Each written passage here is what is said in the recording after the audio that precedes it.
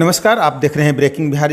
हम आज बात करेंगे काराकाट के विधायक अरुण सिंह जी से। कुछ राजनीतिक गलियारे से तो कुछ सामाजिक गलियारे से, इस तरह से कई मुद्दों पर बातचीत होगी। तो आइए हम उनसे सुनते हैं खास वार्ता का अंश।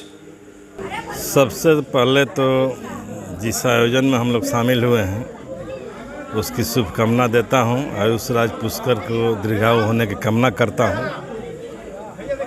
अब लोजपा के अंदर जो बिखराव है, तो बिखराव तो तय था। मैं समझता हूं कि कोई भी व्यक्तिवादी पार्टी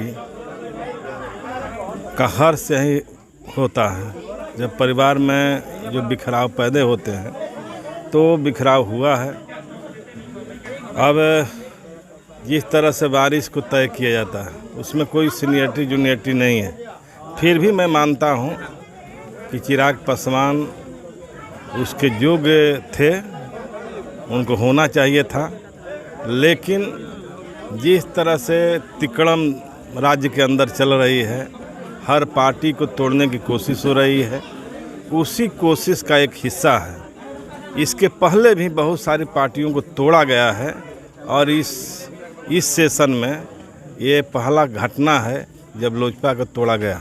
नीतीश कुमार इसमें बहुत माहिर हैं और उस माहिर का माने हम हर्ष देख रहे हैं कि लोजपा को बिखराव हुआ है। सभी बंद पड़ गए थे। जो जीविकोपार्जन के लिए मजदूर बाहर गए थे उनका एक अलग दर्जा दे दिया गया।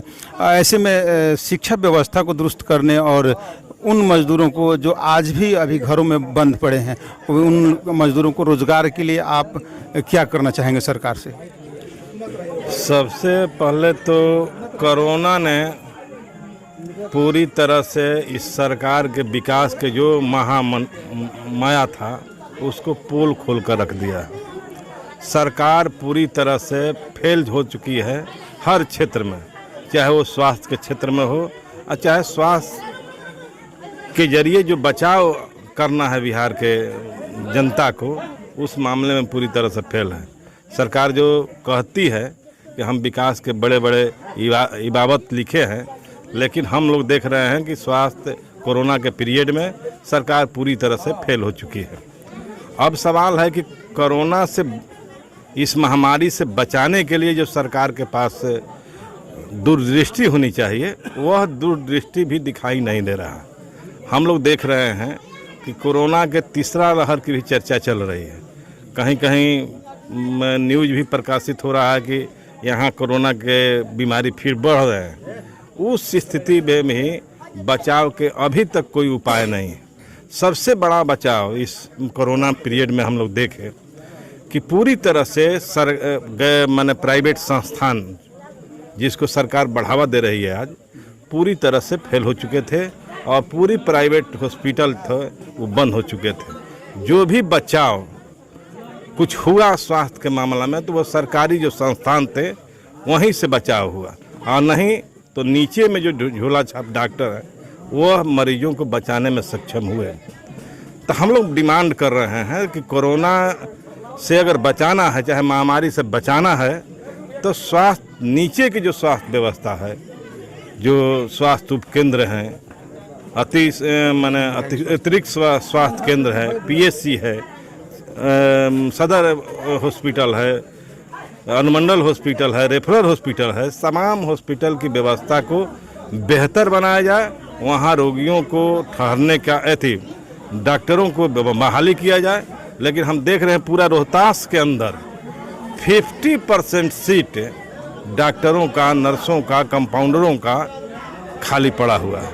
हम देख रहे हैं कि पूरे ज़िले की हम बात कर रहे हैं, केवल सदर हॉस्पिटल में छोड़ दिया जाए तो कहीं माने कंपाउंडर नहीं है, किसी हॉस्पिटल में नहीं है। ये स्थिति है। इस स्थिति में हम कैसे मरीज को बचा सकते हैं? इसलिए सरकार को पहला ये कदम उठाना चाहिए। सरकार ने अभी तक इस मामले में कोई कदम नहीं उठाई, और जो भी कदम उठा रही है वह 11 महीने के लिए, 10 महीने के लिए कुछ बहालियाँ हो रही है। पूरी तरह से ये मजाक है कि 10 महीना जो काम करेंगे तो उनको क्या करेंगे। तो ये सरकार अभी भी गंभीर नहीं है और सरकार को इस दिशा में कोई करना भी नहीं है। इसलिए कि सरकार की जो पॉलिसी है वो पॉलिसी यह है कि तमाम चीज़ों को निजी हाथों को हमको सुपुर्द करना, और इसलिए वो इस दिशा में कोई कदम नहीं उठा रही। शिक्षण संस्थान जो लगभग 2 सालों से बंद है, लगभग 2 सालों से बंद है, वो इस मामले में आप देख रहे हैं कि छात्र के पैसे वसूले जा रहे हैं, चाहे कोचिंग संस्थान के जरिए पैसे वसूले जा रहे हों, प्राइवेट स्कूलों के जरिए पैसे वसूले जा रहे हों, डॉक्टरों के जरिए जो प्राइवेट कॉलेज हैं उनके जरिए पैसे वसूले जा रहे हैं। सरकार कह रही है कि कोरोना पीरियड का हम फीस नहीं लेने देंगे, लेकिन कोई भी ऐसा संस्थान नहीं है जो कोरोना पीरियड का अपना फीस माफ़ किया हो, और इस पर कोई सरकार का ध्यान नहीं है। विधानसभा के अंदर भी सवाल उठे और विभिन्न मौक़ों पर जो नीचे के अधिकारी हैं, चाहे वो शिक्षा सचिव हो या चाहे डीएम हो, इस पर कोई कार्रवाई नहीं किया जा रहा है।